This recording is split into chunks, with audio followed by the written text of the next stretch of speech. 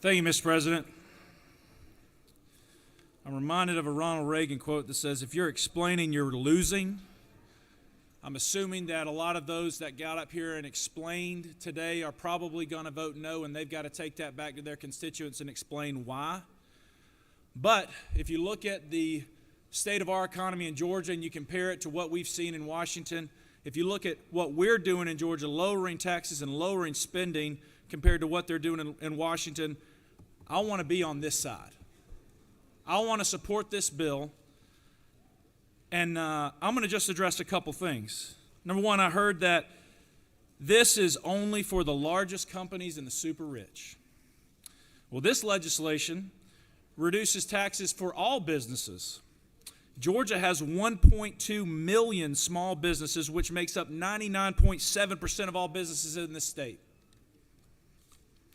Number two, I heard that this will not help individuals. This will only help the largest corporations. Well, in FY 2025, we collected $16 billion from individual taxpayers. We only collected $3.6 billion in corporate tax. So this is going to help individual taxpayers way more than it's going to help the corporate tax. I heard that this will only impact the top earners. And I want to thank my colleague from the 52nd that's clearly stated with this, with the rebates that we're doing and with the rebates we're about to pass, hopefully, with the senator from the 49th bill, you won't pay a dime in state income tax unless you make over $40,000-ish a year.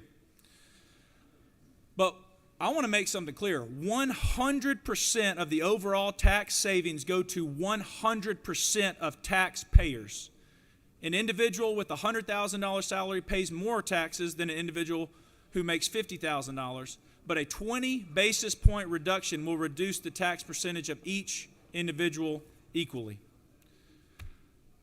So a reduction in taxes helps everyone, period. It also spurs further job creation, which helps those very people who some of my colleagues have highlighted today. That's a good thing.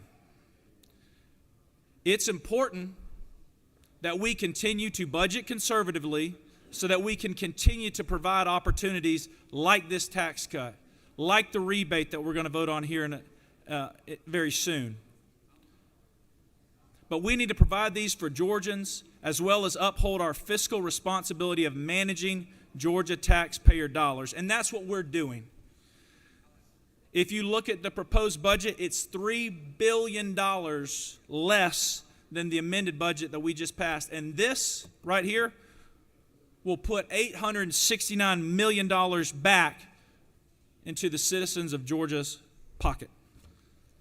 So, Mr. President, I don't know what your politics are like back home, but I know mine, and this is a good bill, and I want to thank the governor for his leadership, not just for this, but what he's done over the last few years to continue to lower this.